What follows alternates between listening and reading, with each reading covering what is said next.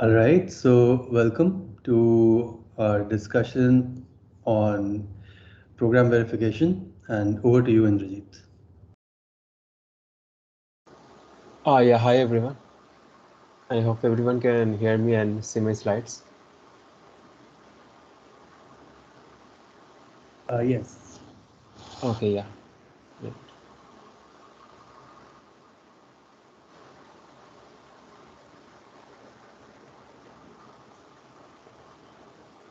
Okay, yeah, let's get started. Okay, yeah, I think we can start now. Okay, so let's actually go over what we already discussed. Just recap very fast. We already saw what hot triple notation is and what we are representing using a hot triple. And then we saw what assertion and invariants are, and then how we can load down a hot triple into a verification condition using first order logic predicates.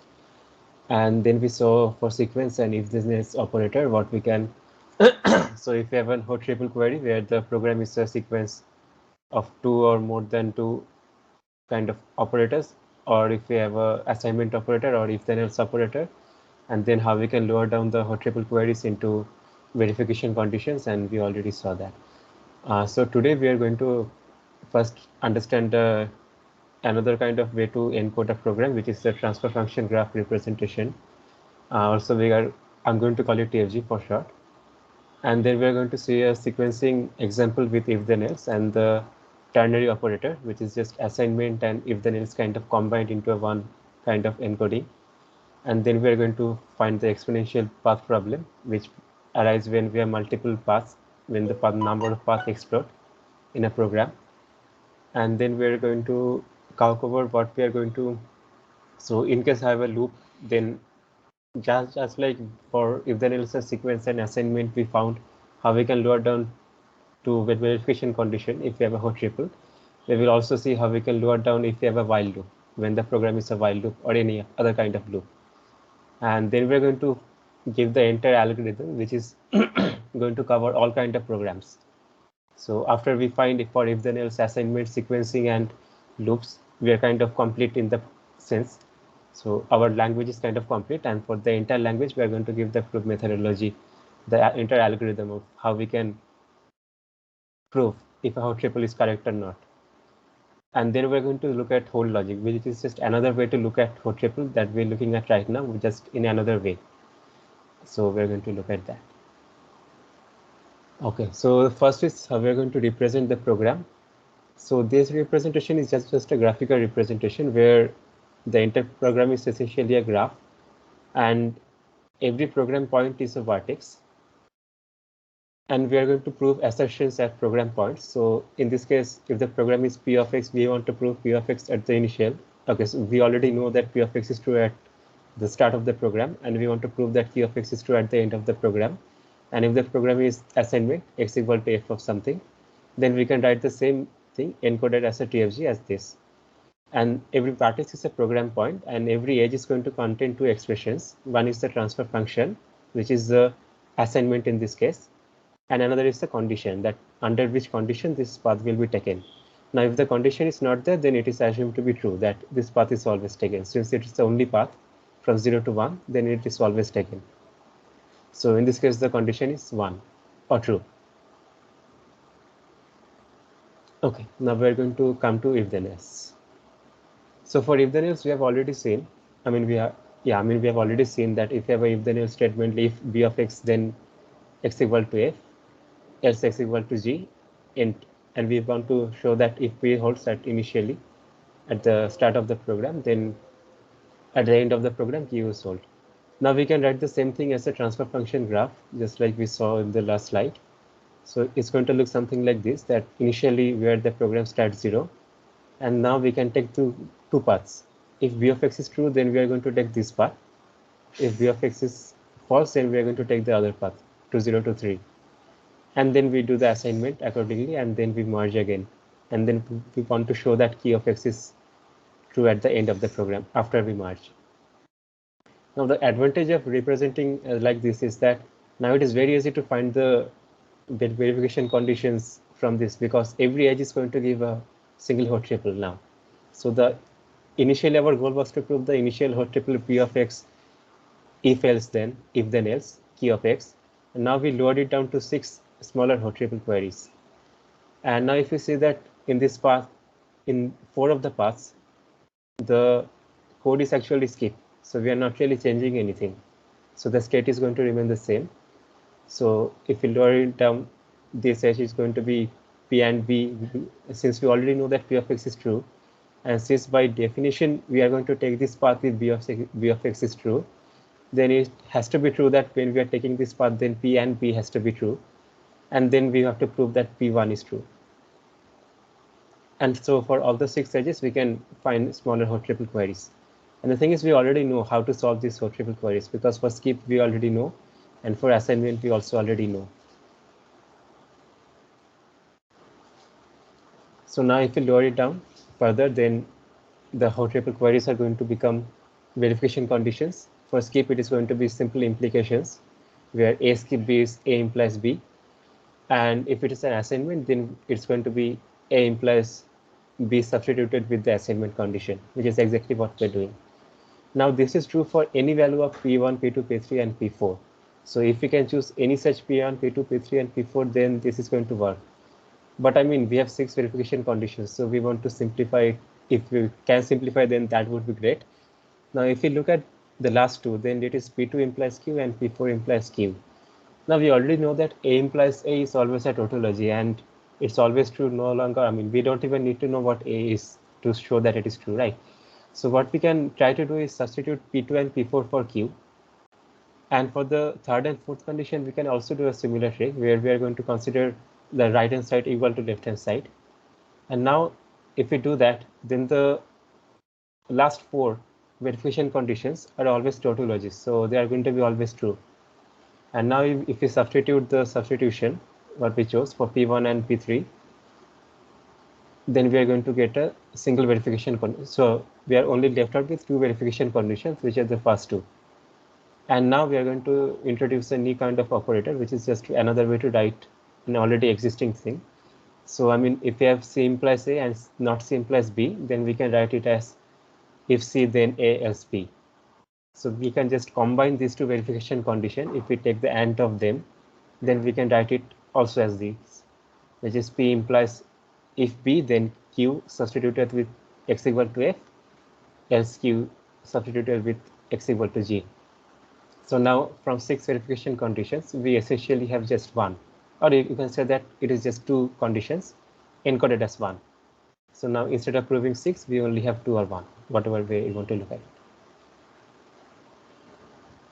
And now we're coming to the ternary operator. So in kind of C or any kind of functional programming languages, we have a kind of ternary operator where if B, then E1 or E2 is, instead of being a statement, it is an expression. So you can use it in any place where an expression is required. So the way it is defined is these 2 programs are going to be equivalent. That C1 program is if B, then x equal to E1, otherwise x equal to E2. Otherwise, and the other program is C2, which is usually, and we are using the ternary operator in the second program, C2, which is if we are not going to do any control flow, instead we are going to do assignment. So it's going to look like an assignment, but we are essentially doing if then else inside the expression itself. So now we can encode the same program as x equal to if B, then E1, else E2. Now from the last slide, we already saw the verification condition for a if then else program. So in case we want to prove P initially, so if we already know P is true initially and we want to prove Q at the end of the program, and if the program C1 is a if then else statement, like the C1 program that we have here, we already saw that we can lower it down to the verification condition as follows. P implies if B, then Qx equal to E1, otherwise Qx equal to E2. And the second program C2, I mean, we are kind of doing an if then else, but we are not really doing it very explicitly, right? So it looks like an assignment statement. And for assignment, we also know that what we should do to lower it down to a first order logic predicate. So if we follow the assignment rule for the C2 program, then if you want to prove P and Q, if I want to show that if P initially holds, then Q also holds at the end of the program, then we can lower it down to the following first order logic predicate, which is P implies Q substituted with x equal to if b then e1 or e2. Now, since these two programs are essentially equivalent, then the proof obligation should also be equivalent, right? So since C1 and C2 are the same program, then the verification condition should also be the same. So we show that these two kind of encode the same kind of logic, where we can take this q out and then put this if b else, if b then else inside the q. And these two expressions kind of encode the same proof obligation. And now we come to the exponential path problem. Now suppose we have kind of a program as we are showing here, where initially we want to, so we already know that P is true, and at the end we want to prove Q. So we have three kind of assignment, or we can think of it as three sequenced if then else statements. So we can look at it as two ways. So I'm going to write it as a shorter way because it is taking much small, shorter area. So x is equal to b1 then e1 or e2, and then we're going to assign x2 if b2 is true, then e3 or e4. And again, if we're going to do if b3 is true, then b5, otherwise b6. Now, if we convert this into transfer function graph, then we can represent it as two ways. So either we can keep the ternary operators and assignment, or we can explicitly kind of break it down to the control flow if then else statement that we already saw. So these two graphs are also equivalent. Since the program is equivalent to if then else, these two graphs are also equivalent. And okay, yeah. So for a single if then else, we already know the verification condition, and we had already seen the verification condition for sequencing. So now if we try to combine them, so we want to show that if P is true, then Q is true at the end. Then we have to, so in this case, we have two intermediate nodes, intermediate points where we want to also have to find assertions. So let's say we have an oracle that is kind of giving us P1 and P2 for now. And we will, we already know how to find P1 and P2 for if then else sequencing. So we already know how to find them. And now if we can, now if we have P1 and P2, now for each of the three edges, we can apply the verification rule condition for if then else statement. And that's going to give us these three verification conditions. And now we already know for sequencing, we already know one way to assign P1 and P2 values, which is A implies A tautology. So we can just substitute P1 for P2 x equal to B2. If B2 is true, then E3 or E4. And also for P2, we can substitute P3 substituted with x equal to B3, then E5 or E6. So after we substitute these two, the last two verification conditions are always going to be true. They're going to become tautologies. And we are only left out with a single verification condition, which is this one, which is P substituted, with P implies P1 substituted with x equal to B3, then E5 or E6. And then we get to do substitution again, which is x equal to B2. If B2, then E3, otherwise E4. And then we're going to do substitution again, which is the first edge, which is x equal to if P1, E1 or E2. Now see that we are kind of doing three substitution. And I didn't write, but all the B's and all the expressions E's can also be functions of x, since they are just expressions and x is the state of the program. Those expressions can also be functions of x. So for example, E1 can be x plus 1, E4 can be x minus 1, and B3 can be, let's say, x less than equal to 0, something like that. So all the B's and all the E's are actually functions of x. So let's say that P1 has only, and so let's say that P1 only had initially a single instance of x. So after we do the first substitution, since x is substituted with B3, E5, and E6, and in the worst case, all three of them can be functions of x. So from a single x, we now have three x's. And now we do substitution a second time, then each of the x's is going to give us three more x's. So now from 1, we are going to 3, and now we are to 9. And now if we do substitution again, then from 9, we are going to 27. So we see that for every single substitution we are adding, in the worst case, we can kind of increase the size and complexity of the expression of the verification condition that we have to prove at the end of the day exponentially.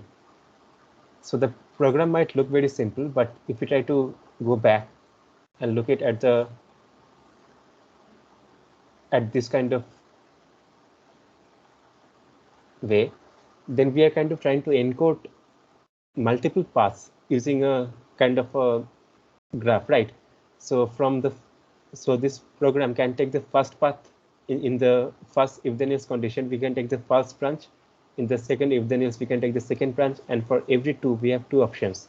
So essentially we have 2 times 2 times 2, so we have 8 paths that the program can take upon execution.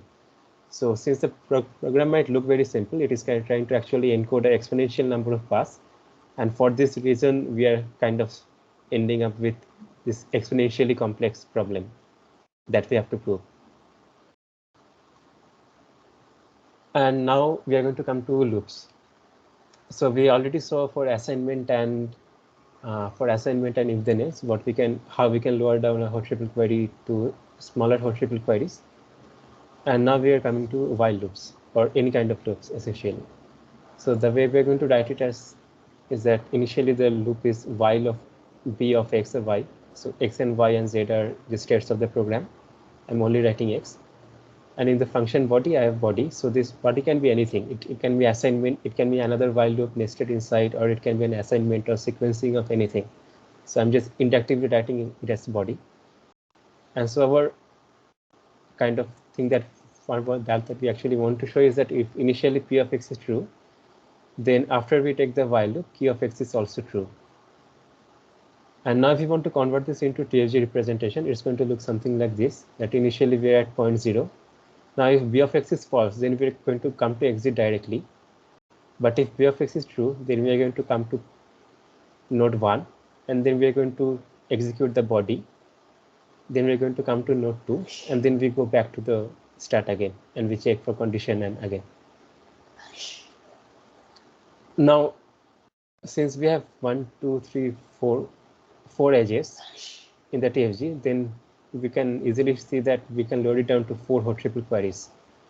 So each edge is going to give 1 hot triple query, where the first edge is going to give us P and B, and we're not really changing the program, so it's going to be skip, and we want to show P1 holds at the end. Now at the exit path, we have to show that P and not B, we are not changing, so it's a skip, and we want to show that Q holds at the end. Now for the body, we don't know what the body is. If it is an assignment, then we can load it down in one go. But if it is an if then else, then we have to kind of inductively do it for if then else, like we already saw. So for this we are going to get at least 1 hot triple query, which is P1 body P2. Now and for the loop path, we are going to take P2 skip P, since we're not changing anything and the edge condition is always true. We skip. Now if we convert this back to verification conditions, for 3 of them, we already know the verification conditions, which is the skip, which is A skip B is A implies B. But for the loop body, we don't know. So if the body is a single construct, then we can load it down, or we have to do induction on the body.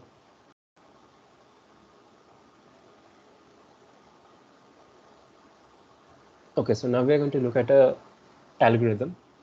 This we are kind of using, but we are not really stating it in full glory. So the algorithm is, I'm going to use the TFG representation for this case. So suppose I have a program P, and initially I know that P of x is true, and at the end of the program I want to show that Q of x is true. Then just convert this into a TFG form, or just think of it as 1. And then at all the intermediate vertices, so all the intermediate vertices are going to be intermediate points. And we already know that one way to approach this is that we want to find assertion at all the intermediate points. So that's what we are going to do. And we already saw that for sequencing and for if then else and assignment, we already know what those intermediate points assertion should be. But for while loop, we are just going to assume for now that we have an oracle which is giving us those conditions P1 and P2, but like we saw in the last slide. So this P1 and P2, we don't really know how to find yet, but for now we assume that someone is giving that to us. But for if then else and sequencing and assignment, we already know how to find them algorithmically. And now for each edge, we are going to construct a single hot triple query, which is Pi, which is the assertion at the from edge, the from vertex, and Pj is the assertion at the to vertex. and B is the edge condition. So we are going to take Pi and B, and F is the transfer function. Now it can be either a ternary operator like we already saw, or it can be assignment, or it can just be skip or no. And now for each of the hot triple queries, we can now load it down to a verification condition and then proof if it is true or not. If all the verification conditions are true, then all the hot triple queries are true. Then we can say that it is true that P of X, if P of X was true initially, then after the program executes, Q of X will also hold true. If we can't prove any one query, then we cannot say that. And now we are going to take an example of a while loop where the body is just a single assignment. So if the body is just a single assignment, we already saw how we can convert this into a TFG. So instead of this being induction, we just have a single edge, which is the assignment, which is the edge from 1 to 3, which is doing x equal to x minus 1. And again, we have 4 edges, so we can kind of lower it down to 4 hot triple queries. And all 4 we already know how to lower it down to verification, since skip we already know, and for assignment also we also know. So we can lower it down to 4 verification condition proof obligations. And if we see closely that all 4 of them are actually true. The first one is if x is greater than or equal to 0 and x is not equal to 0, then of course the only option is x has to be greater than 0. It is true. The second is if x is greater than or equal to 0 and x equal to 0, then of course it's x equal to 0, then any other condition we add to it, x equal to 0 is always going to hold, since A implies A, and since A implies A, and we can make A much stronger. So if A implies A is true, then A and B and C implies A is always true. Now the third condition is if x is more than 0, that implies that x minus 1 is greater than or equal to 0. This is also very clear. And the last option is very simple, which is A implies A. So we see that all 4 edges are going to give us hot triple queries, and we can prove all 4 of them. So we can say that if initially x greater than 0 was true, then after we execute the for loop, the while loop, then at the end of the program, x equal to 0 will always hold. Now see that at nodes 1 and 3, we kind of found these assertions x is greater than 0 and x is greater than or equal to 0, and we did not really say how we found it. So we are just going to assume that we have an oracle which is giving us what this assertion should be, but later we will see if we can find, or if we can find at all those 2 conditions for all cases. Okay, and now we're going to look at another way to kind of represent it, which is the hold logic. So right now our approach is as follows. So we have a hot triple query, and the program can be an assignment or a sequence of multiple programs, or a if then else or a while loop. And then we load it down to first order logic verification conditions for each edge. And then for each of the edges, we prove if the verification condition is true or not. Now, if we can also go the other way. For example, if we take a first order logic predicate, which is always true, and then we can abstract it with hot triples, and then we can kind of represent it as an inference rule. So if we already know that a hot triple is going to boil down to a first order logic formula which is always true, then we don't even have to prove it, right? Since it is a tautology, we can say that it is always true, then we can use it as a rule.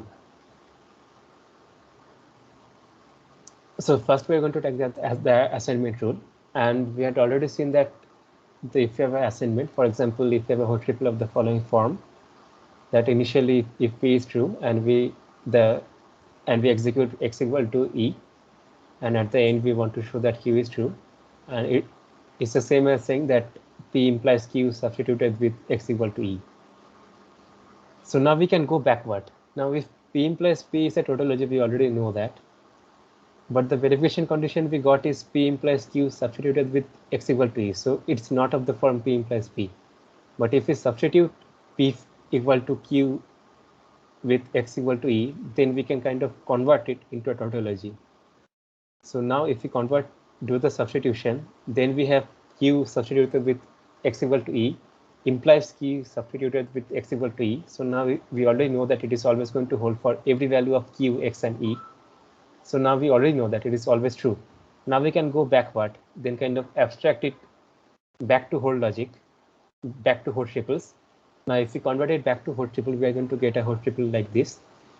which is q substituted with x equal to e, then we take the program x equal to e, and then we want to prove q.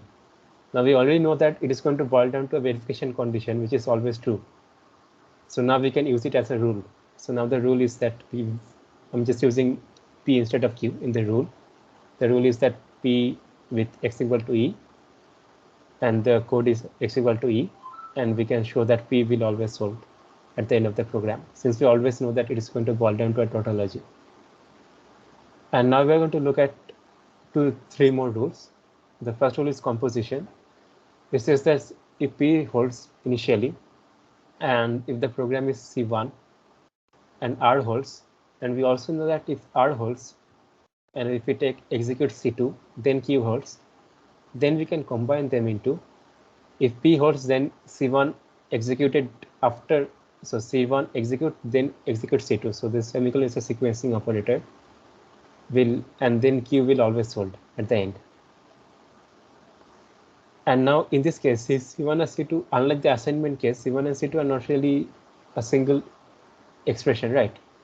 So it's not a skip or an assignment, but we can still prove that for all values of C1, C2 inductively, if C1 is assignment, C1 is a while loop, C1 is a sequencing itself, or C1 is a if then else, then we can inductively show that it is always going to boil down to a tautology.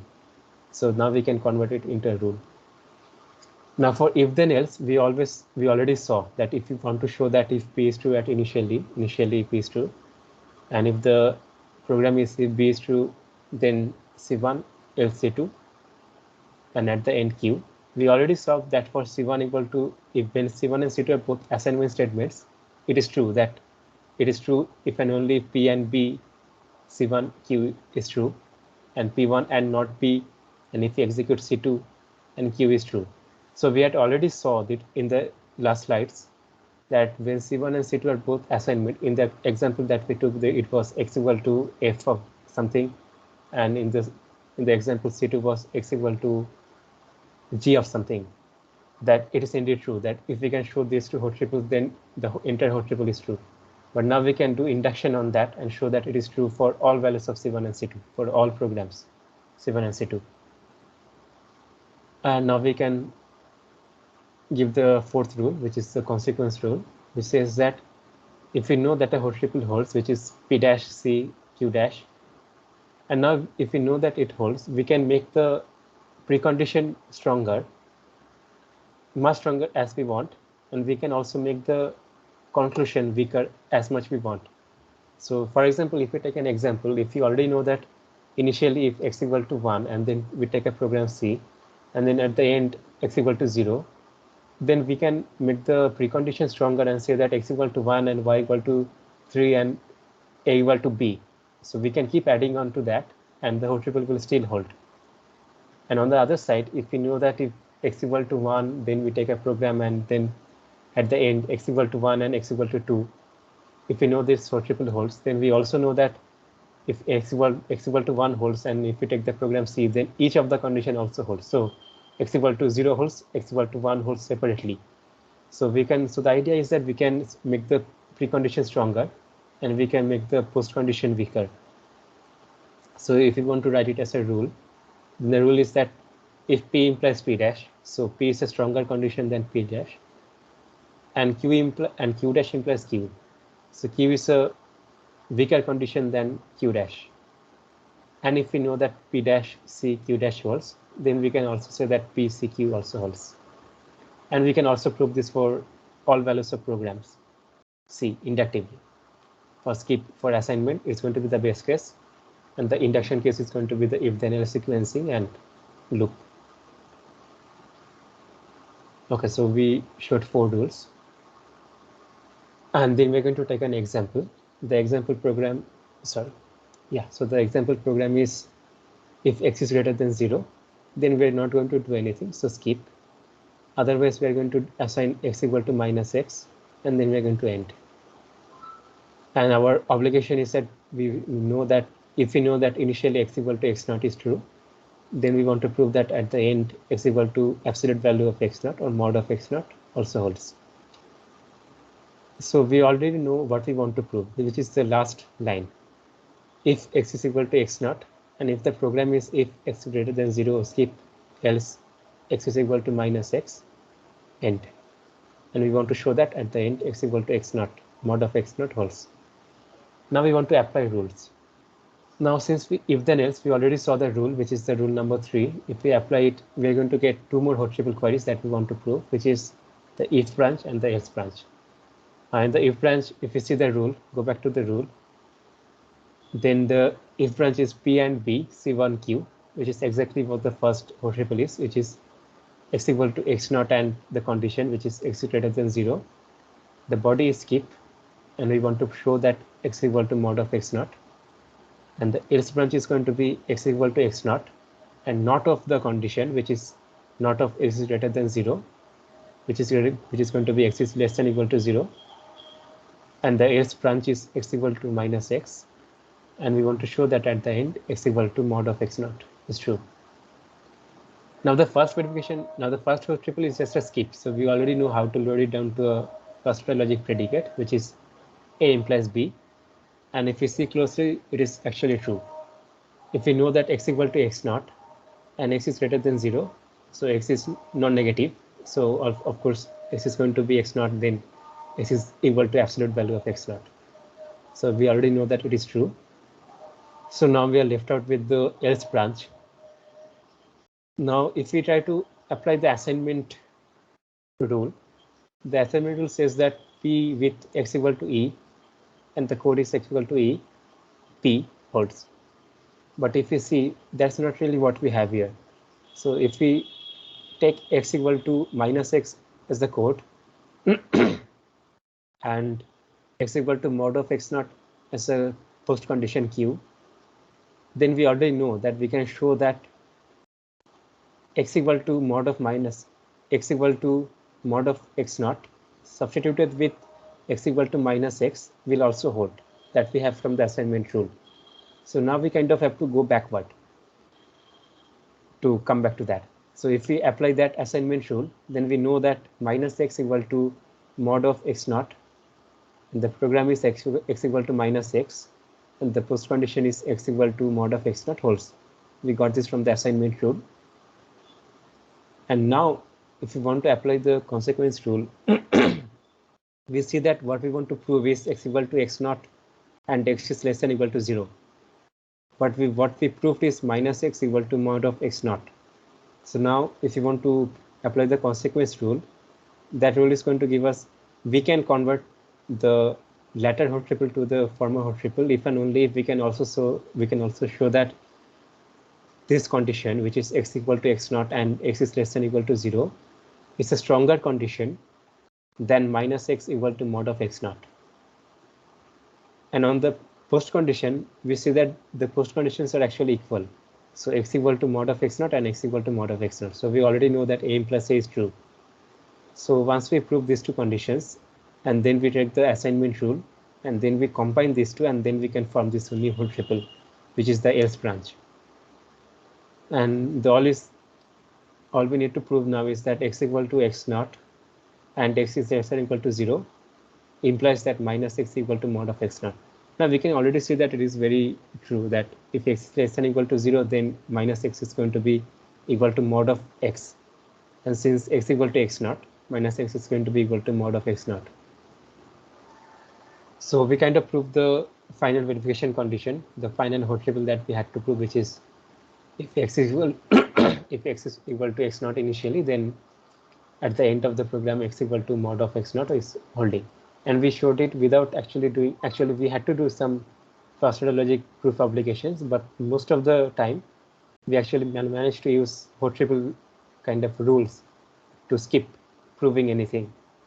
So that's kind of the advantage of using rules, which is that we're kind of left with much less number of proof applications. We don't have to prove anything. And so we can come back to the points, which is that, yeah, so we just applied the hot triple logic rules backward, starting from the required hot triple that we had to prove until we ended up with branches, which is kind of ending with axioms.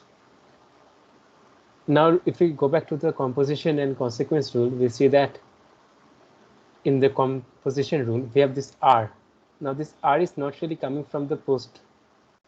So the R is not coming from the conclusion. So if you want to prove if P holds, then C1 sequence with C2, then Q. If you see that R is no longer here, right? So this R is kind of something that we have to guess on our own. Now, if C1 and C2 are assignment, then we know how to guess that. But if it is an while loop or something like that, we had not seen how we can guess this R yet. Now, similarly for the consequence rule, suppose we want to show that PCQ holds. We don't really know what this P dash and Q dash are from the conclusion. So we kind of have to guess them on our own. So the idea is that we kind of have to guess some parts of the rules on our own and then keep on trying to prove it until we can find a substitution, find some value of those free variables for which we can actually prove it. So for in this example, when we apply the rule number 4, we kind of had to guess what this P dash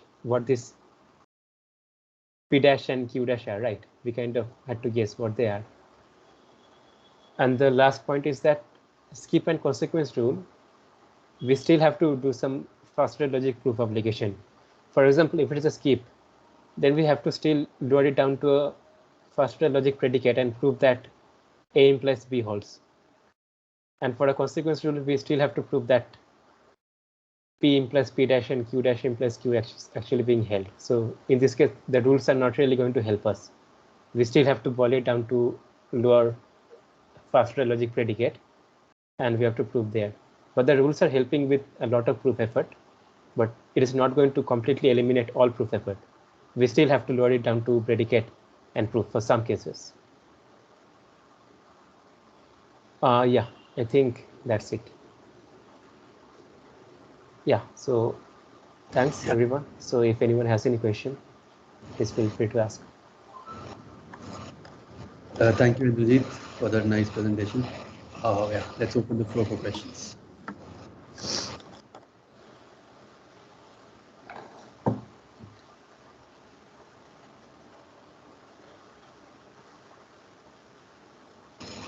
Okay, let me kick off the discussion.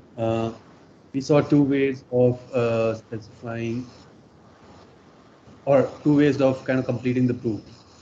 One was the deductive way, where basically you're given a whole triple and you basically guess what's in the middle, and then you generate verification conditions and you discharge the verification conditions to a first order logic solver. These verification conditions should be brought into a form such that they are first order logic, and then you submit them to a first order logic solver, and depending on whether the solver says true or false, you have been able to complete the proof or not. And if any of them says false, then you have not been able to complete the proof. If all of them say true, then you've been able to complete the proof. The other approach is more constructive, which is a whole logic approach, where you basically try to construct whole triples and you give rules that what whole triples hold. At the leaf nodes, we still have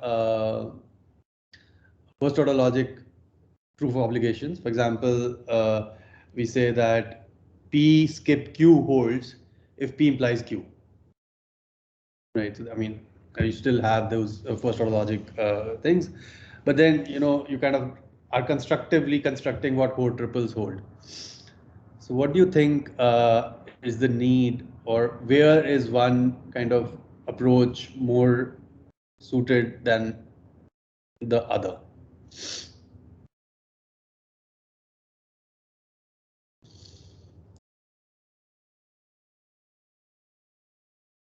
Or does it? I mean, it doesn't matter. Like which? I mean, maybe you can just say that okay, it doesn't matter.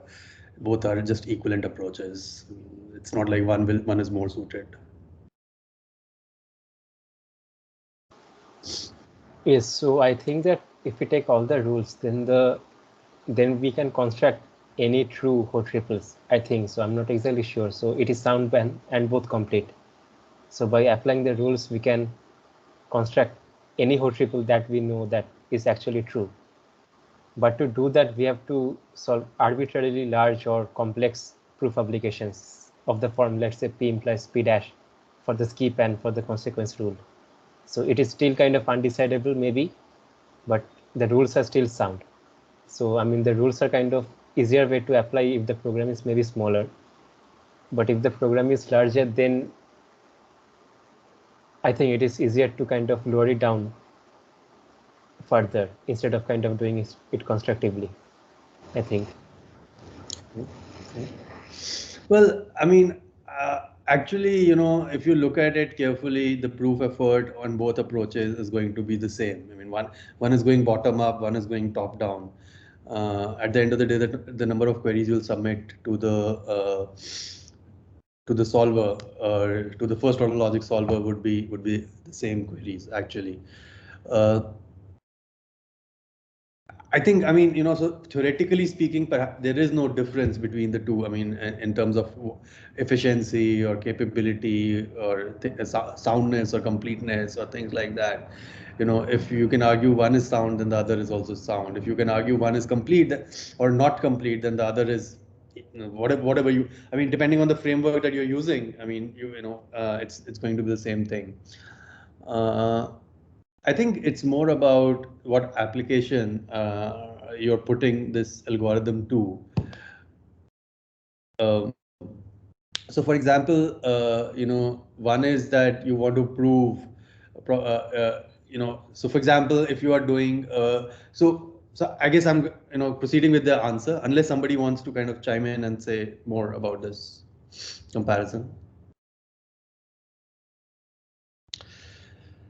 So, I mean, as I see it, it's more about the application that you want to kind of model based on this. For example, if it's a verification application, you want to say, okay, show that this operating system is secure, right? So showing that this operating system is secure, you already know what the precondition and post condition should be. And if you know what the precondition and post condition should be, you can kind of apply the algorithm to identify the intermediate invariants. And from those intermediate invariants, you can generate verification conditions. And then you can submit those verification conditions to the solver. Now that, I mean, that seems like the most natural sequence of steps to be able to show that the operating system is secure. You first define security in terms of a precondition and a post condition, and then you break it down into invariants, and then you break it down into verification conditions, and eventually you discharge those verification conditions using a first order logic solver. On the other hand, if you were not already given, so let's say you just have a piece of code and you are interested in figuring out what are the properties of these piece of code. You're not being told what the properties are. It's more like you have to infer what the properties are, right? And in which case you'd say, okay, now how do I infer what the properties are? So you can take a more constructive approach to try to infer what the properties are. You say, okay, you know, for this small assignment statement, this is what I can infer. For this assignment statement, this is what I can infer. This and so that's what the whole logic. It's kind of giving you a constructive way. Of course, as Indrajit pointed out, you know, the fan out is very high. You know, at every step, what do you infer? You can infer this or you can infer that. The predicate, especially the what p and what q to use. Let's say in the consequence rule, what p prime and q prime to use. These are like, you know, I mean, because if you assume that the first order logic formula can be free form, then the number of options you have for p prime q prime are infinite, and so you know you have to pick some of them or something like that. And so one way people do it, for example, is that they define a grammar and say, okay, I'm interested in finding so basically you're interested in characterizing the program, just like we characterize a program for DFAs like constant propagation or common sub-expression elimination or things like that. Here, when we characterize a program for, let's say, common sub-expression elimination, there we are basically looking at available expression. So we restrict the grammar of these predicates to say what are the correspondences between variables and expressions. So the available expressions thing. So that's what we restrict the grammar to. Here we can, when we talk about program verification, we can have arbitrarily complex first order logic formula in place of those pairs of variable comma expression as in common sub expression. But of course, if you have but you can kind of restrict it. For example, you can say, I'm only going to support predicates, first order logic formula, which have at most 2 operators, something like that. So it's a different way of bounding the grammar. invariants. And once you do that, then you can make it as like now you have kind of bounded the search space, and now you can kind of do a constructive enumeration to say what are all the things that I can prove about this piece of code on this within the envelope of this grammar. Okay, and so that that in that problem formulation, the constructive nature of Hoare logic kind of seems a more natural fit than the other one that we had, the deductive nature. Okay, any thoughts or? Yes, sir. So I wanted to ask that, is there an example, like in practice, is there an example where we don't know what we want to find? So we don't know what those P's and Q's are, and we are just trying to find whatever we can. So is there an application of that? Sure. Yeah, I mean, so there's a very popular line of research in programming languages community called program synthesis. There's also invariant synthesis. So the idea is, so imagine that you are let's say you're I'll take one concrete example that that I'm particularly familiar with, is that let's say you have a piece of code, and then you have a lot of other code that's lying around in your corpus of code that's lying around on GitHub or something like that. In the world, there's a lot of code, right? Now you want to figure out which piece of this piece of code that I have, is there a faster implementation for this piece of code lying around in the huge corpus on GitHub or something like that? So one thing you can do is you first characterize your program using this Hoare triple, and then you basically try and characterize every program in the corpus and see which of them actually now matches. So it's like characterizing a program so that you can now do substitutions or replacements, pattern replacements, or learn these pattern replacements automatically, and things like that. In fact, so there's this line of research called super optimization. So recall that we learned about peephole optimizations a long time back in our course, where we said that humans basically encode peephole optimizations and do that. So what are peephole optimizations? They are basically a pattern and a replacement. People have basically come up with ideas where you kind of identify these peephole optimizations automatically. So, based on the kind of algorithm that I just described a few minutes back, which is, you identify what are interesting patterns in the world. Then you kind of, either enumerate brute force through possible replacements, or look through a corpus of existing code for possible replacements. And then you try to figure out whether any of those like match. And how do you figure out whether any of those match? Well, one way to do it is basically bring them into a common logical framework through Hoare triples, right? Say, can this be characterized using this Hoare triple, and then can that be characterized using that Hoare triple, or something like that.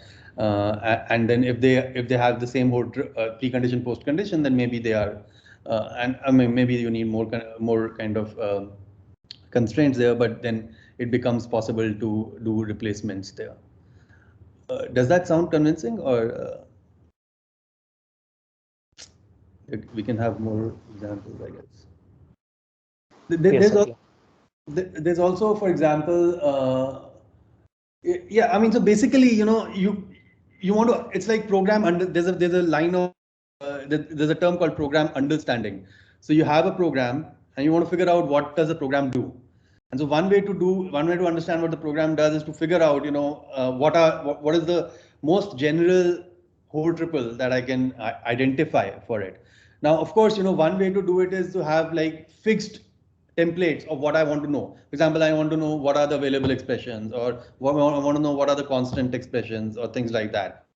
But the other approach is, okay, I'll let it flow freely.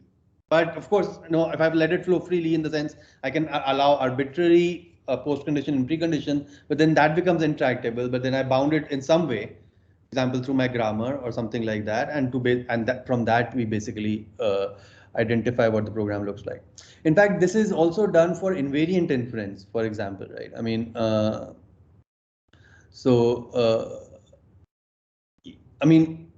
in invariant inference also, we are basically you could potentially, use the whole logic to basically identify what are the invariants that I can infer at a particular point in the program and things like that.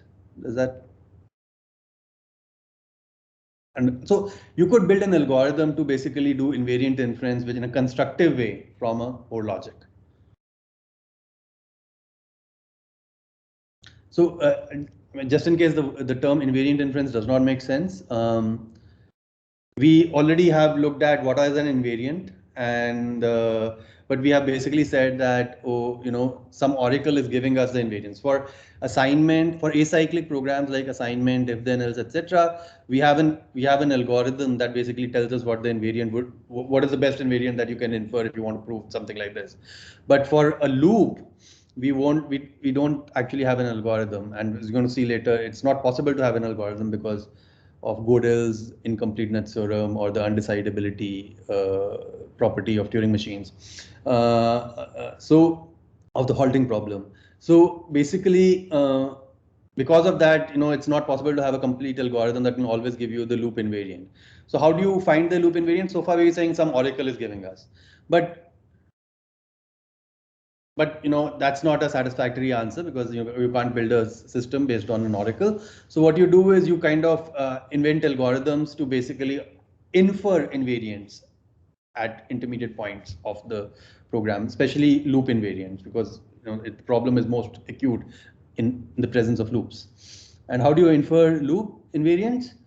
One approach, for example, is you have a grammar, and you have a grammar, and you of what invariants you want to try out, and you enumerate through each of those possible invariants, and then depending on which invariant you have, you're going to you can take the first approach or you can take the second approach. The first approach is, let's say I have a candidate invariant. So the first approach is I generate the corresponding proof obligations, the verification conditions, and then I check whether those verification conditions hold or not. The other approach, right? So the approach number one is I enumerate through possible invariants, and then for each possible invariant, I try to check whether this invariant actually holds or not by generating the corresponding verification condition and discharging them using a solver. The second approach is to kind of constructively try to identify what invariant holds here, right? Using the bottom-up approach of the whole logic, right?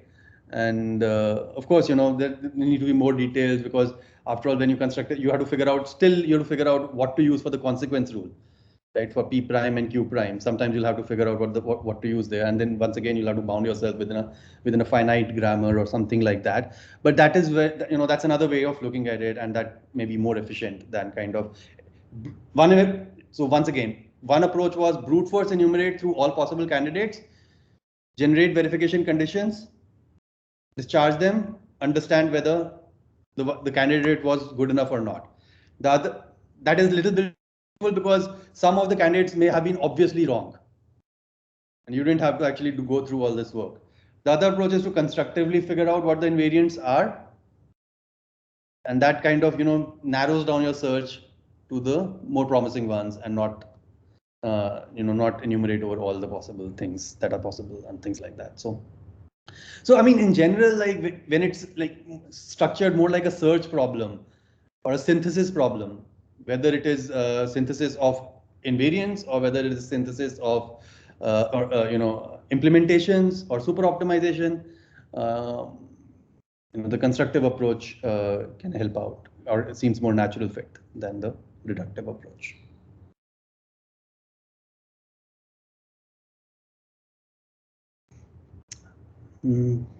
Thoughts? I have a couple of questions for you. If there are no thoughts, we can move on to the next topic. So, we talked about the exponential paths problem. So my first question is, in the example that we saw, we said, on each of the branches, we are modifying X. But let's say, on some of those branches, or, for every if then else, on one of the branches, I was basically modifying X. And for the other branch, I was modifying Y. Then does my expression size still become exponential?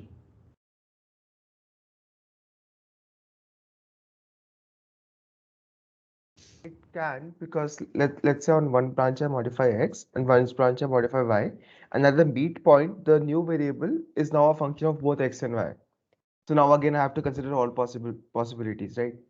So What let's say on there are only two variables, right? X and Y. So what do you mean new variable is a so let's say x is assigned to something, and this assignment f is not a function of purely x, it's a function of pure x and y.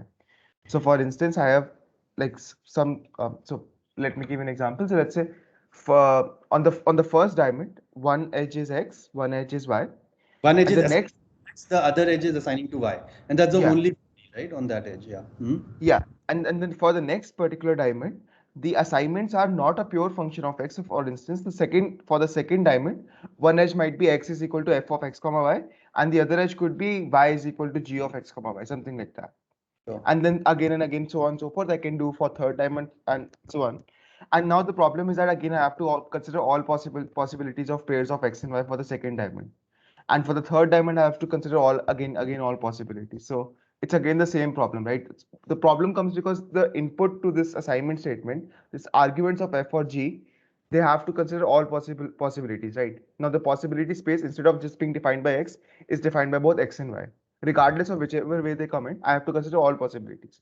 And since like again I have to go through all possibles, left, right, right, left, right, right, left, left, I have to again go to the exponential way. mm-hmm. Mm-hmm. Mm-hmm. Okay. Okay. Okay. Even with two diamond structures, I mean, when we do the substitution, let's say x equals something and y equals g or something, when we first substitute the post condition with y equals g and then substitute it with x equals f, let's say, I mean, we could still have a blow up because g of something that could still have x inside it. So we could still have a blow up. Um,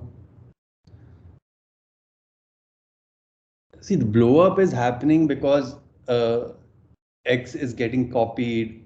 There are two options for X, and yeah, I mean, I'm wondering. I mean, my the In this case, we might have that instead of just having two options for x, we have two options for both x and y. So because of that, the exponential blow up comes about. sorry, can you repeat that? I mean, so there are two options.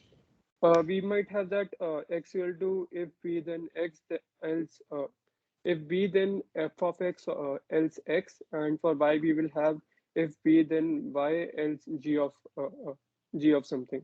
Okay. So we will have similar to two diamonds in the same diamond. I see. So you're saying that, okay, I mean, even if you're not assigning to X on one of the branches, the fact that you have to keep track of the fact that X is not modified is enough to cause the exponential blow up, because you have to basically keep track of the fact that on one of the branches X is modified, on the other branch it has been modified. So it's almost like saying that, X equals X. I mean, even if X is not present on the other branch, basically saying X colon equals X. And so that basically is going to cause an exponential blow up. Yes, that's although if you look at it, like what is the total number of, so in my original program, in the three dimension structure, at the end of the program there were there were eight different values that X could have, right? I mean, depending on which path it took, there were eight different values that X could have at the very end. Whereas in this example, the number of values that X can have at the end would be only, would still be probably 8, because X would still be a function of Y and things like that. Okay, yeah. So agree. I mean, it can still be exponential. Yeah. Okay, great.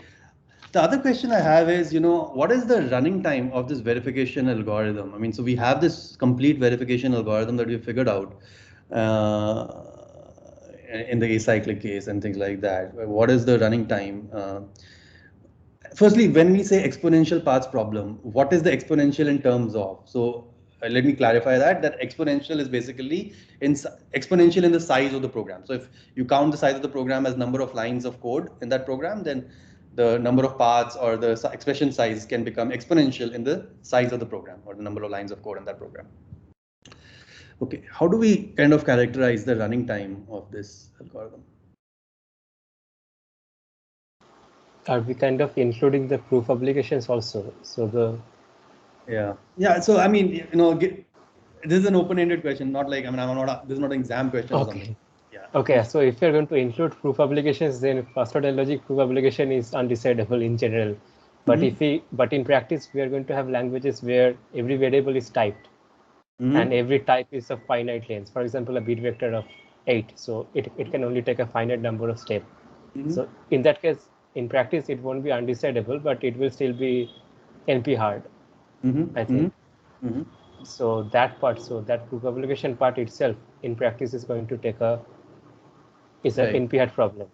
Okay. And then if we don't even add any other exponential problem, then it is itself an exponential problem. So it can't really get worse. Exactly. Yeah, I mean, so it's very hard to talk about running time of these things, right? Because I mean, the building block itself is undecidable in the infinite state case, and NP hard, as Indrajit said, in the finite state case. And so, for example, some of us basically try to count the number of FO logic solver queries that the algorithm made. Is that a good metric? Not really, right? Because I mean, I can always kind of club two queries into a single query, because the first order logic syntax is so rich that I can always kind of make two queries into a single query. I can make n queries into a single query, for that matter, right? So I mean, I can convert the whole proof obligation into a single first order logic query, and then say, oh, my running time is only one query, but that's but the solver is going to take a huge amount of time for that one query. That's not, or maybe never answer back. Then that's not meaningful. In fact, so what are these first order logic solvers anyway? There are these kind of theorem provers that are specialized software that accept first formulas in terms of first order logic, and then they tell you yes or no depending on whether they are able to prove them or not. In fact, typically they are structured as SAT solvers, which SAT and verification is a kind of same thing. Like, I mean, you can convert one to the other. So SAT solvers are also called satisfiability modulo theories, SMT solvers, where modulo theories basically means what are the kind of theories that you support. So do you support the theory of infinite integers? Do you support the theory of bit vectors? Do you support the theory of arrays? Do you support the theory of arbitrary functions, sets? Right? I mean, all the kind of high school theories that we learn about, high school algebra, right? What kind of theories does this solver support?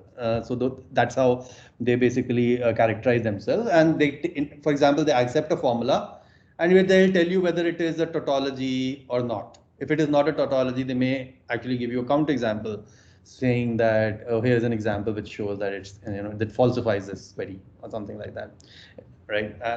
I'm explaining this in terms of as though the solver is going to prove something. Typically, the other way is the solver tries to disprove something. That's called a SAT solver, and it's the same thing basically, just negation of that. So that's fine. But the first question is, what are these theories? The theories, for example, if the theory is like infinite integers or something like that, some of the things that I can give you can potentially be, they are undecidable problems, and like there would not be any algorithm. I can always come up with some formula which the solver will not be able to do because it's an undecidable problem. There cannot be a complete algorithm that kind of is able to answer every formula or something like that. And so in the for any theory that has infinite state, the theory of integers, by the way, has infinite state, because an integer can go all the way to infinity, right? And so the size of an integer is not bounded. And so any theory that can have infinite state can, like most interesting theories that can have infinite state would be undecidable in general, and the solver can potentially go on forever and never be able to answer in yes or no. And if it doesn't answer in yes or no, you have to take the conservative answer and say, okay, I don't know, right? So that's basically the conservative answer. The programming languages that we deal, so the solvers are used for many things. I mean, one of the things that they're used for is program verification. That's the topic of our course, but they're also used for other things. if they're being used for program verification, typically programs are written in common programming languages like C or assembly or Java or whatever, right? Or Python. And all these programming languages none of them have infinite state. All of them have finite state. Okay, every integer is finite, the memory is supposed to be finite. It's 2 to the power 64, it's a huge amount of memory, but it's finite. The only reason we approximate these programs through the Turing machine is because the memory is so big that it's easier to consider that as infinite rather than kind of a large finite memory and things like that. And so under that finiteness assumption, it's not true that the solver needs, so typically what the solver basically ends up doing, the solver tries a few things, but if it's not able to find it, the last resort for a solver is what? I mean, just brute force through all the possible values of the input and try to, but typically like the formula that you will give in, if the solver actually goes down that path of brute forcing, then it can pretty much take thousands of years before it actually returns back to you. It's pretty much useless to basically do brute force at that point. And so typically people will set up a timeout and say, okay, if within 10 minutes or 1 hour, if it doesn't return, then just give up. Because if it's not returned within 1 hour, probably it's gone on the brute force path, and the probability that you will actually get an answer is super small after that. Now, the other thing which is interesting about these solvers is that, when I say what is the running time, then if you count the running time in the as the number of queries that you're submitting, the first order logic queries that you're submitting to the solver, that's a super misleading metric actually, because in fact, what is really true is that solvers are better at solving smaller queries. I mean, give it a small query and it will be able to give you a quick answer. Combine a lot of, make the formula larger. I mean, I'm just of course, these are not scientific statements I'm making. It's more like, experiential and engineering kind of statements that I'm making. And, in general, not, in general means like on average, not for all, right? So on average, if the larger the formula, the harder it becomes for the solver. So it's in fact better to break down your proof obligations into as small queries as possible and then submit to the solver, because that way the solver will have less work to do. Although the number of queries increases, but each query is smaller, and that, in my experience at least, is much faster than actually giving big queries to the solver and expecting it to do it for you. Because once you confuse the solver, it goes down the path of brute force enumeration, and then all hopes are lost, right? So you want to avoid that, and you want to basically give smaller queries so the solver can have more of its tricks to basically solve those smaller queries for you. Because bigger queries, it will probably run out of its tricks. So yes, I mean, theoretically, it is not possible to say what is the running time. I mean, running time is, in the case of infinite state, it's actually undecidable problem. So there's no guarantee that the first order logic solver will even terminate. For even finite state, it's NP hard, and the NP hard on the size of the state, it's pretty much almost like never return kind of thing, right? So hence it's not, theoretically speaking, there's no way to bound the running time. It depends on, it is possible to bound the running time if you make the language very restrictive. For example, if you stop supporting arithmetic operators, you just say, okay, I'm just going to support Boolean logical operators of bit width up to, let's say 8 or something like that. Then, you can reason about what is the maximum time a query will take and so on. And then you can talk about running time. And then you'll have to also worry about what's going on inside the solver and things like that. But in general, it's not possible. But from an engineering standpoint, you can look at the number of queries you are generating, but the number of small queries you're generating. So maybe you have some heuristic by which you're bounding the complexity of a query, and so you first bound the complexity of query, and then you count the number of these simple queries that you're submitting to solver to basically get a sense of what the running time is. Okay.